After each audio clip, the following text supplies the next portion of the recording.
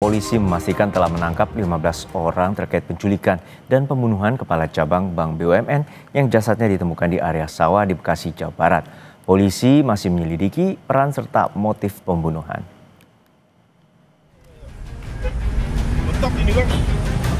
Saat menangkap 4 orang diduga sebagai aktor intelektual di balik penculikan dan pembunuhan Kepala Cabang Bank BUMN, Ilham Pradipta, aksi pengejaran antara polisi dan pelaku sempat terjadi di Jalan Slamet Riyadi, Solo, Jawa Tengah. Sementara 1 pelaku ditangkap di kawasan PIK, Jakarta, dan sebelumnya 4 pelaku yang merupakan eksekutor ditangkap di kawasan Johar Baru, Jakarta, dan 1 di bandara di wilayah NTT saat dalam pelarian. Kabid Humas Polda Metro Jaya, Kombes Ade Adi memastikan dari 15 orang yang ditangkap, 6 orang ditangkap Subdit Resmob, sementara 9 lainnya ditangkap Subdit Jatanras. 15 orang yang diamankan, ya.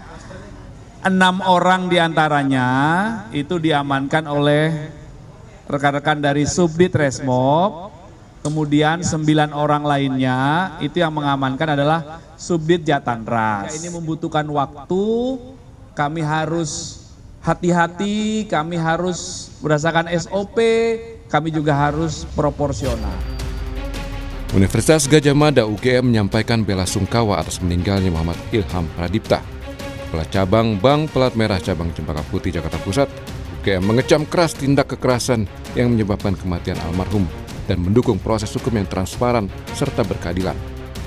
Dalam keterangan resminya, UGM mengklarifikasi status akademik salah satu tersangka berinisial DH atau Dwi Hartono yang merupakan mahasiswa baru semester 1 program studi Magister Manajemen Fakultas Ekonomika dan Bisnis FEB. Pelaku telah dinonaktifkan sebagai bentuk dukungan UGM terhadap proses hukum dan penyelidikan. Fakta baru terkuak dari kasus penculikan pembunuhan Kepala Cabang Bank BUMN. Polisi membenarkan salah satu otak pelaku, Dwi Hartono, adalah seorang pengusaha bimbingan belajar daring. Dwi Hartono memang dikenal sebagai pengusaha, motivator bisnis, dan pemilik bimbingan belajar. Ia juga dikenal sebagai selebgram yang kerap membagikan aktivitasnya sebagai pemateri dalam seminar. Sementara itu, rumahnya yang berada di Kecamatan Rimbo Bujang, Jambi, tampak sepi. Warga tak menyangka sosok pelaku dikenal sebagai orang akrab dengan warga dan sempat mau maju pilkada. Sepengetahuan kami pernah untuk periode 2024-2029, namun beliau tidak jadi ya untuk melanjutkan sebagai calon bupatinya. Sementara itu, kuasa hukum salah satu pelaku penculikan Kepala Cabang Bank BUMN bilang ada 3 klaster dalam peristiwa ini, mulai dari pengintai, penjemputan paksa, hingga eksekutor. Dia bilang kliennya hanya berperan dalam penjemputan paksa dan tidak terlibat dalam eksekusi yang merenggut nyawa korban.